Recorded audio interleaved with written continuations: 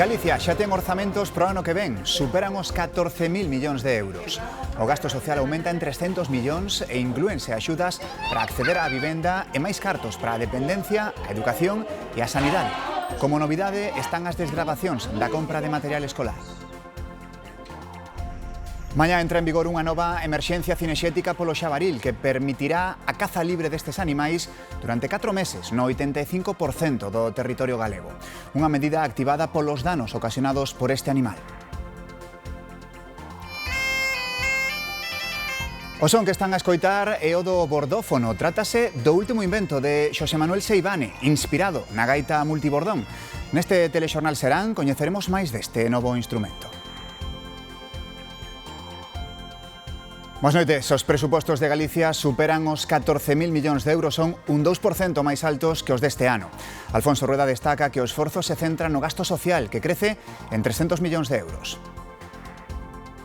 Mais un crecemento focalizado donde ten que estar, nas áreas sociais, nas áreas para axudar as persoas, nas áreas para manter un nivel aceptable, un bo nivel dos servicios públicos que permitan seguir fortalecendo e modernizando un estado de benestar que favoreza a igualdade entre todos os galegos, vivan onde vivan.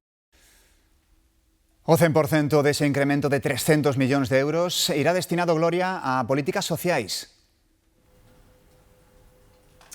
Sí, 3 de cada 4 euros dos orzamentos do vindeiro ano estarán destinados a sanidade, educación, políticas sociais e emprego. Alfonso Rueda dixo que se manterán as 120 rebaixas de impostos aprobadas nos últimos anos e que ademais incluirán 5 novas. Entre elas destacou as bonificacións fiscais para as persoas que reciban un ben a cambio de coidar un maior e tamén a ampliación das rebaixas fiscais pola compra de vivendas de segunda man. Escenario. Acábanse os fondos europeos e para o vindeiro ano a Xunta suple con fondos propios eses recursos. Aumenta o orzamento en 300 millóns de euros. Vai para as consellerías que coidan das áreas ás que me estaba referindo. Consellería de Política Social, Consellería de Sanidade, Consellería de Educación e Consellería de Emprego. O Goberno galego centra os seus esforzos nas áreas das persoas e avanza que non subirá ningún imposto. Non subimos ningún imposto e implantamos 5 baixadas máis nos orzamentos para o ano 2026. Haberá axudas para mercar libros para maiores que cedan os seus bens aos cuidadores ou para ampliar a oferta de vivenda, con esa iniciativa de mercar baixos comerciais e convertilos en vivendas de alugueiro social. Di Rueda que isto se pode facer pola estabilidade. Ao contrario do que estamos vendo, que pasa, por exemplo, no Goberno Central, que non aproba orzamentos, pero sí que sube impostos.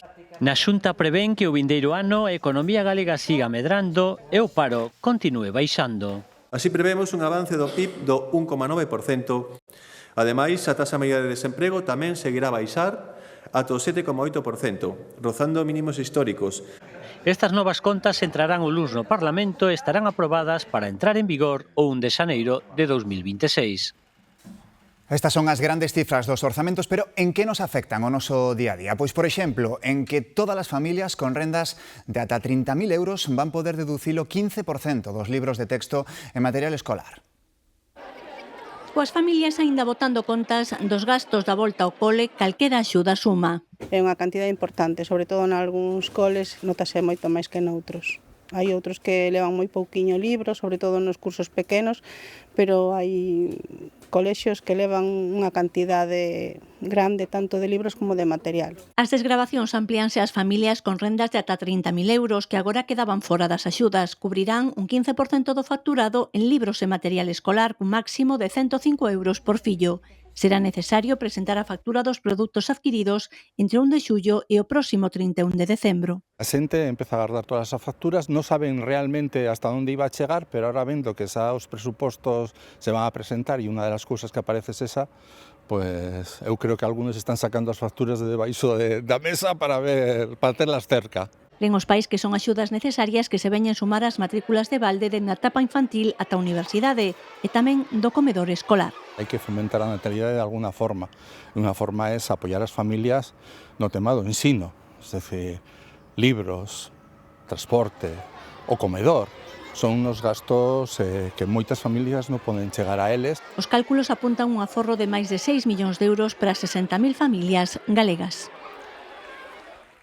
En Galicia os presupostos están listos para ir ao Parlamento, contrasta ca situación dos do Estado, dos que polo momento nada se sabe. Por iso, o Partido Popular anunciou que vai levar o Goberno Central ante o Tribunal Constitucional. Farao a través do Senado, aproveitando a maioría que teñen os populares nesta Cámara. Creen que o Executivo incumpre a Constitución porque non remite as contas públicas ás Cortes. Preocupación no sector empresarial de Lugo pola caída do proxecto da planta de biogás que proxectaba Lence por problemas burocráticos e polas protestas de algúns grupos. Os empresarios din que era un proxecto estratégico. Nestes terreos, o carón da fábrica do Grupo Lence no polígono do Ceao e onde estaba previsto a construción da biorrefinería, un proxecto no que ademais do grupo do sector lácteo participan outras empresas luguesas como Norvento ou Agroam, que decidiron paralizalo tras coñecer que se preparaban movilizacións. Se convirte noutro movimento popular de poner pancartas e desprestixiar as empresas, pois seremos os primeiros en que seremos botados aos peus dos cabalos. Non é unha cuestión de lógica, é unha cuestión de ter unha disculpa máis para facer política a costa dos empresarios. E nós, as empresas do consorcio, non nos podemos permitir ese luxo, porque nós temos que protexer os empregos das señores que traballan con nós. Un proxecto declarado estratégico pola Xunta que din é fundamental para solucionar o problema dos xurros do sector agrogandeiro, un dos máis importantes da provincia. Require dun investimento de 9 millóns de euros, 7 xa os conseguiron a través das axudas europeas. Un proxecto que está validado pola Unión Europea, que vamos a perder fondos comunitarios, en este caso creo que non torno dos 7 millóns de euros. Entón, é evidente que existe un certo hartazgo na parte empresarial de que hai proxectos que se quedan atascados no tempo ou que non van adiante polas propias cargas burocráticas, pero tamén por un movimento de oposición que surde que vemos que non está fundamentado en nada, simplemente o non polo non. Alertan sobre a perda de investimentos e postos de traballo. A planta de biogás do Ceao tería que comezar a construírse a mediados do ano que ven. Os promotores non descartan retomala, pero con condicións.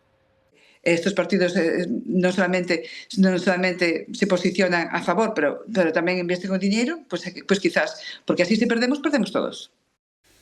Mañá comeza unha nova emerxencia cinexética polo xabaril que permitirá a caza libre destes animais ata febreiro no 85% do territorio galego. O Concello de Petín queda fora polos danos dos incendios. É a quinta emerxencia cinexética que declara a Xunta polo xabaril desde 2019. Abrangue algo menos do 85% do territorio galego, 38 comarcas das 4 provincias, e deixa fora o Concello ourensán de Petín polos incendios. Solo Petín porque xusto os tecores e zonas libres onde se pudera cazar quedaron arrasados por o lume. A declaración de emerxencia cinexética baséase nos avisos por danos ocasionados polos xabarís que se multiplicaron por 4 desde a primeira declaración. A emerxencia non está basada únicamente no tema de abundancia, sino nunha serie de variables como son os avisos por danos, a superficie afectada, a superficie tendo en conta o resto da comarca, o censo gandeiro e os accidentes de tráfico. Segundo os datos da Dirección Xeral de Tráfico, o número de accidentes con xabarís implicados ascende este ano en Galicia a 3.269 e quedan os que adoitan ser os peores meses. Son máis problemáticos porque hai menos luz e polo tanto os animais irrumpen antes nas vías. Trátase dunha emerxencia de carácter temporal ata finais de febreiro que habilita a caza libre do xabaril todos os días da semana, unha medida que a Federación Galega de Caza non comparte. Parece que nos fai os cazadores xa profesionales, cando cada un dedicas á súa vida normal e corrente, e isto é unha afición. Con respecto ás áreas urbanas, a Xunta está testando novos elementos disuasorios. Multitudinaria manifestación en Oviedo para reclamar a fin da peaxe da P66. O presidente do goberno asturiano, o socialista Adrián Barbón, encabezou unha marcha secundada por todos os grupos parlamentarios, a patronal e os sindicatos. A concentración chega 2 días despois de que o goberno central confirmara que manterá a peaxe e esgotará a vía xudicial no Tribunal de Xustiza da Unión Europea. Na chamada Alianza polas Infraestructuras están canda o goberno asturiano, os de Castela e León e Galicia, inmersos tamén na loita pola eliminación de peaxes. Cogami celebrou o seu 35 aniversario, un acto no que participaron o presidente da Xunta e a conselleira de Política Social. Alfonso Rueda eloxiou o papel da entidade na construción dunha Galicia máis xusta, solidaria e inclusiva. Rueda comprometeuse a aprobar a lei para o terceiro sector que demandan organizacións como a Cogami, que en Galicia presta servizo a 15.000 persoas. Aprobar, e espero que co consenso mayoritario, se pode ser unánime de todos os grupos do Parlamento, esa lei que dignifique, axude e siga poñendo no seu lugar aquelo que debe estar, que son os dereitos á inclusión e a plena condición das persoas con discapacidade. Reaccións opostas dos investidores tras o fracaso da OPA do BBVA sobre o Sabadell. A pesar do desenlace fallido da operación, a entidade vasca subiu en bolsa un 6% tras anunciar que van a acelerar o reparto de dividendos. Pola contra, os títulos do Sabadell caeron preto dun 7%. Os analistas interpretan que se debe á retirada dos fondos especulativos que contaban co triunfo da OPA. Donald Trump volve a carga contra España polo gasto en defensa. Considera que non está sendo leal ca OTAN e insiste en que habería que reprendela. They're the only one. Everyone went up to, as you know, I mean, you were at 2% and they all went up to 5%, but Spain disagreed with that. I think Spain should be reprimanded for that. O presidente norteamericano que recibe na Casa Branca o presidente ucraíno e abordou con él a posibilidade de alcanzar un acordo de paz con Rusia. Trump di que Putin quere acabar a guerra. Zelensky instouno a que o force a negociar un alto o fogo. Volodymyr Zelensky volveu por terceira vez á Casa Branca para buscar o apoio de Donald Trump, máis disposto que nunca a impulsar a paz entre Rusia e Ucraína tras o éxito diplomático en Oriente Próximo. O presidente dos Estados Unidos recoñece avances. Hai moi mala sangue polas dúas partes e iso está atrasando unha solución, di. Pero creo que imos conseguilo e será unha paz duradeira, asegura Trump, que ten pechada unha reunión con Vladimir Putin en Budapest. O presidente ucraíno asegurou que está disposto a acudir ese encontro, pero cree que Putin non está preparado para a paz. Necesitamos sentarnos con ele e forzalo a negociar un alto fogo, asegura. Os dous presidentes abordarán na xuntanza o envío dos novos mísiles Tomahawk que Ucraína reclama para garantir a súa defensa. Donald Trump, a priori, non está pola labor. O príncipe Andrés de Inglaterra renuncia aos seus títulos de nobreza para non prexudicar o rei Carlos III. As constantes informacións sobre a súa amizade e relación co delincuente Jeffrey Epstein afectan de maneira directa a familia real. Tras un encontro co rei Carlos, decidiu comunicar a súa decisión. A consecuencia máis inmediata é a renuncia ao Ducado de York e a orde da Xarreteira. O irmán do rei deixará de comparecer nos actos públicos da familia real. De volta en España, os Mossos de Escuadra investigan como homicidio a morte hai un ano de Isaac Andy. O fundador de Mango caeu por un barranco no que nun principio se supoñía que fora un accidente. A policía sospeita agora que o seu fillo, único acompañante naquel día, puido ter algo que ver. A noticia conmocionou o pasado 14 de decembro o mundo empresarial catalán. Isaac Andic, fundador de Mango e a maior fortuna da comunidade, morría ao precipitarse por un barranco de máis de 100 metros de altura mentres facía sendeirismo polo macizo de Montserrat. Todo apuntaba a un accidente, de non ser por certas incongruencias que a policía detectou no relato do seu único acompañante, o seu fillo Jonathan. Aos Mossos de Escuadra non lles cadraba a hipótese do accidente nun terreo que non era especialmente perigoso. Tamén alimentou as sospeitas o relato da parella do finado, que se referiu ás malas relacións entre pai e fillo. Por iso os axentes instaron a xuíza a practicar novas dilixencias e comezaron a investigar o acontecido como homicidio. En setembro incautáronse do teléfono de Jonathan Andic para revisar mensaxes, chamadas e ubicación nos días previos, aínda que polo momento non está formalmente imputado. A súa morte, o patrimonio de Isaac Andic superaba os 2.500 millóns de euros, herdados a partes iguais polos seus 3 fillos. Vexan que espectáculo. O volcán Kilauea volveu estoupar en Hawái e con esta xa van 35 erupcións dende o pasado mes de decembro. Malia o espectacular das imaxes que deixan, non hai que lamentar por sorte danos persoais nin materiais. As autoridades manteñen o nivel de alerta laranxa. O polígono do Campiño, en Pontevedra, é escenario habitual de carreiras ilegais, especialmente a noite dos venres. Os veciños están preparados para o ruido e o cheiro a roda queimada, pero tamén está preparada a Garda Civil.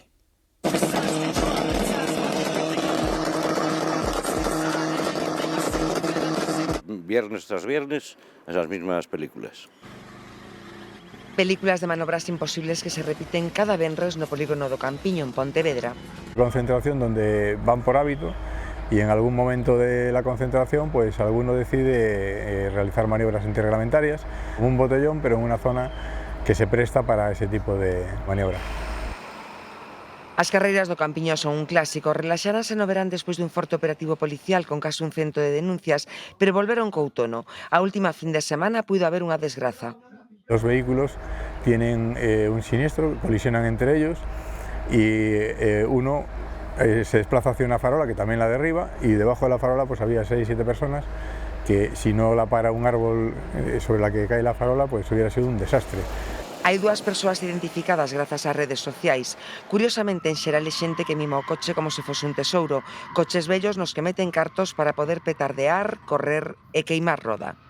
Cogen sus vehículos, que normalmente no son coches nuevos, y los tienen preparados por ellos mismos. Se toca desde a admisión, desde as válvulas, o cigüañal, se toca a línea de escape desde os coletores hacia atrás. A operación Platillo da Garda Civil segue aberta con vixilancia polos diferentes polígonos.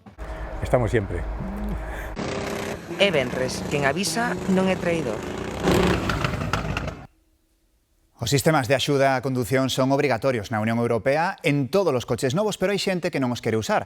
Concretamente, 7 de cada 10 persoas non confían nestes dispositivos. Bello e sabio, este emigrante alemán fabricouse hai case 10 anos cun feixe de axudas á condución, control de velocidade, alerta por fatiga ou aviso de cambio de carril. En España, só un terzo dos compradores cree que son un factor relevante. Hasta que empezan a probalos, tamén cho digo, No momento que lle prestas un coche que leva certas axudas e anda unha semana, dice, este é cómodo, aquelo é cómodo, outro é cómodo. É igual cos automáticos. La verdad que no. A mí el coche me gusta conducirlo a mí. No me gusta que me frenen seco, ni que me... no. Às vezes uso, outras vezes não. Às vezes até desligo. Mas eu acho que é bom. No, yo me fío más de estos. Sí, o sea, yo prefiero uno así antiguo. Son estos que pagas y que realmente no usas. A metade dos condutores non confía en que os sistemas de axuda á condución actúen mellor ca eles. Así que moitos fan isto, desconéctanos. Hai outro problema, o 40% dos condutores admite que non coñece ben as axudas á condución. Es que no sé a cuáles te refieres, de hecho creo que no los uso porque si no sé cuáles son, pero yo soy una básica. O sea, yo aquí donde me ves, no sé si en menú. Segundo a DXT, se todos os vehículos usasen estes sistemas, podrían evitarse ou mitigarse 4 de cada 10 accidentes. Nas redes sociais basta con que un influencer amose un produto para que se volva viral e se esgote en cuestión de horas. Perfumes, cremas, roupa, accesorios, todo pode converterse no produto máis desexado do momento, pero por que teñen tanto poder os influencers para vender? Sombras en crema. Non só amosan un produto, os influencers volveno parte da súa vida. Falan con naturalidade, cercanía e contan a súa experiencia. Os seguidores síntenos como se fosen amigos recomendando algo que funciona. Esta conexión emocional é o poder de venda. Parece que como que é máis creíble que non lo diga alguén como a nós que non lo diga pois alguén que é unha persona famosa ou todo eso. O que ha pasado que realmente as influencers ou os influencers ahora mismo son esas persoas famosas que antes víamos sempre a través da televisión. O que antes era publicidade hoxe vívese como recomendacións entre amigos. En redes vender non só depende do produto, senón de quen o amosa e como. Si te gustan mucho y lo llevas viendo mucho tiempo, pues confías un poco en lo que dicen, aparte te lo muestran también al día a día, por ejemplo, con ropa. Claro, si esa persona sí la sigo desde hace bastante, más o menos sigo bastante su contenido, pues me podría dar más confianza, sí. Si veo además los resultados, ya te decía, como en cosmética, pues sí. En tan só uns minutos, un vídeo pode facer viral un produto e este esgotarse en cuestión de horas. Y si tú ves a una persona que te dice, sí, es genial, tiene una calidad increíble, pues tú al final viendo cómo están ellas, cómo se maquillan, por ejemplo, con una base y dices, es la que usa ella, le queda genial. Pero inevitablemente siempre caemos. Perfumes, cremas, roupa ou accesorios e infinidade de produtos, todo pode converterse en récord de vendas se o recomenda o teu influencer favorito. A familia Seivane é historia viva da artesanía e a música tradicional galega vencellada á gaita. No seu obradoiro, no Concello de Cambre, a innovación é unha constante. O seu último invento chámase bordófono. A innovación é selo de identidade do Obradoiro de Gaitas do Seivane. O seu novo invento é o bordófono, e soa así.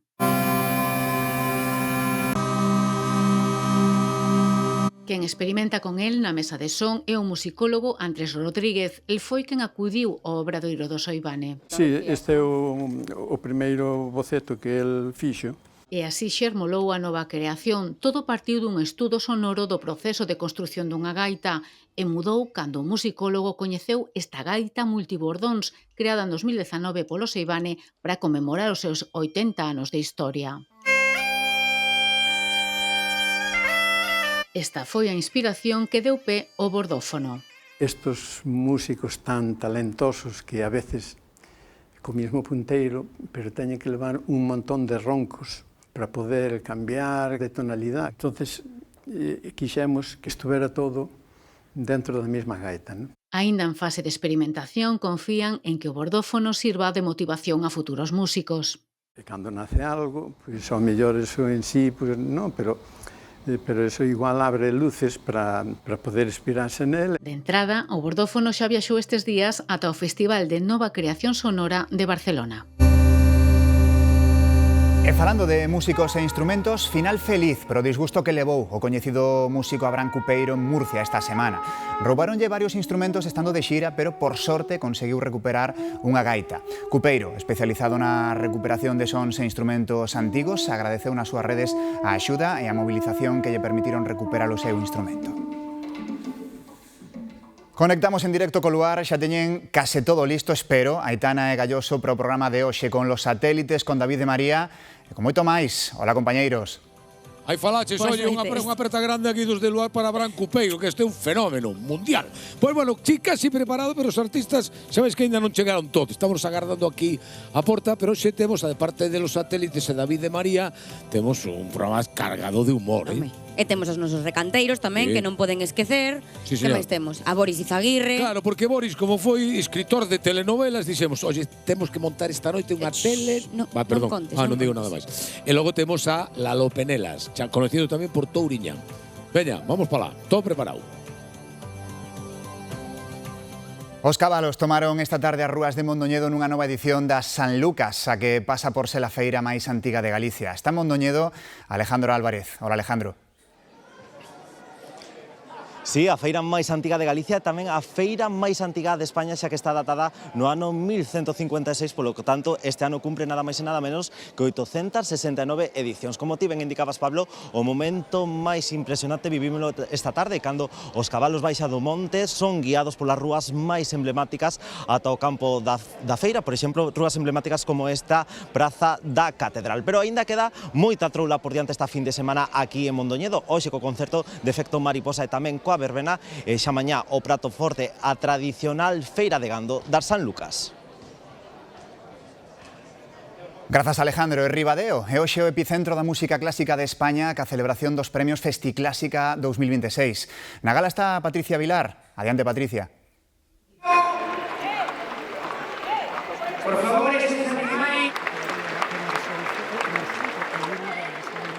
Ruiz son os galardoados este ano nos premios Circuito Fesclásica 2026 que se entregan neste auditorio de Ribadeo. Nesta gala son os premios de música clásica máis importantes de España e entrega os Fesclásica, que é a asociación que reúne a máis de 45 festivais de música clásica en toda España. Programan máis de 1000 concertos cada ano e chegan a un público de case 450.000 espectadores. Agora mesmo constitúen a plataforma máis importante de difusión do repertorio clásico. Estes días, aquí na Mariña, Fesclásica celebrou a súa Asamblea Xeral, entre outras actividades, e tamén esta gala de premios desta tarde-noite.